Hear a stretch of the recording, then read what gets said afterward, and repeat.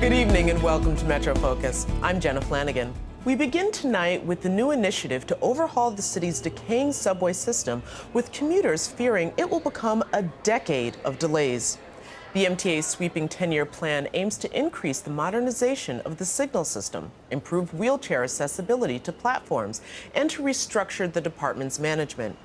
Now, under the proposal, which is a frightening thought to all New Yorkers, entire subway lines could be taken out of service on overnight and weekend hours.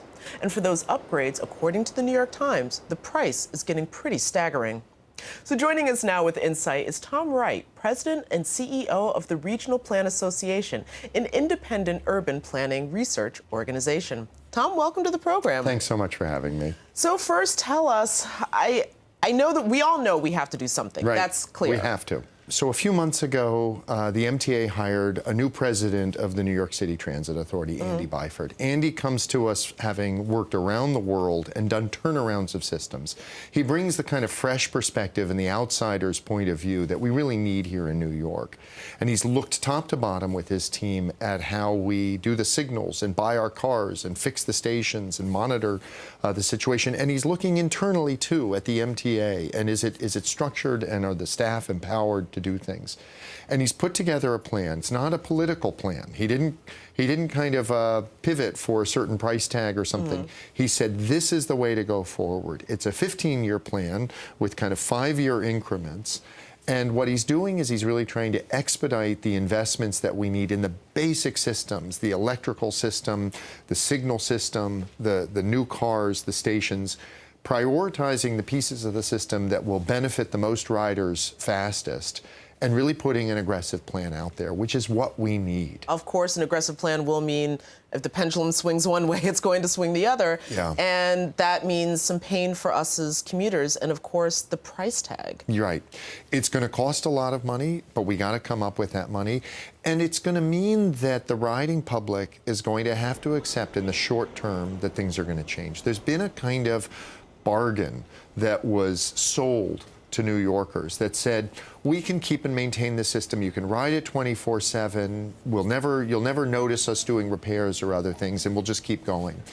And that bargain has been broken. It's fallen apart. And New Yorkers know that, because what we're seeing now today is kind of the system breaking down all around us. And we don't know when it's going to fail, how it's going to fail, how long it's going to take. I think that this plan, which has scheduled closures where you can plan around it and you can say, I know that I won't be able to ride this line on the weekend, or I know it's going to be shut in the middle of the night, and I'm not happy about that, but I'd rather do that for a year or 2 or 3 than continue down this path of just not knowing if I can rely on the system. Well, I'm glad that you brought up the initial promise that was made between, I guess, the city, the state, and, of course, commuters, because if that's been broken, what reason is there for people to trust this plan? That when you say that this is going to be, it's only going to be for 3 years, and it's only going to be overnight, how do I know that the A train doesn't just disappear totally for 2 years or something? And that's a really valid, look, the MTA's track record on delivering its projects on time and budget isn't very good. So that's why I think kind of going all in on this plan. Andy Byford and his team say, hold us accountable. It's not just a kind of plan about making investments, but it's about restructuring the MTA, creating more accountability for people in the stations, which was, Andy likes to point out, his first job at the Tube in London. So he knows what he's talking about. And so it's really about empowering the staff at the MTA, the 50,000 people who work there. He's also been looking, it's not just about the subways, he's also put in place plans for upgrading the bus system, redesigning the routes, buying new vehicles, changing the way we pay for it, and really trying to give prioritization. I mean, the buses, everything that's happening on the subways, it's been even worse on the buses because they're stuck in traffic with all the other cars. Of course. And so kind of addressing that is part of this system, too. I don't think we have any alternative than going down this route. And what we have now, I think, is a leader in place who says, hold me accountable. I'm going to tell you just what I'm going to do. He's going to start reporting on the progress on this every 3 months. So it's going to be a very kind of open, transparent, accountable MTA. That's not been the culture of this agency. No, it hasn't. And Yeah. I think there's a lot of trust to be made up with for New Yorkers. Absolutely. Is there any indication of how this plan is being received, at least from the entities who will be paying for it?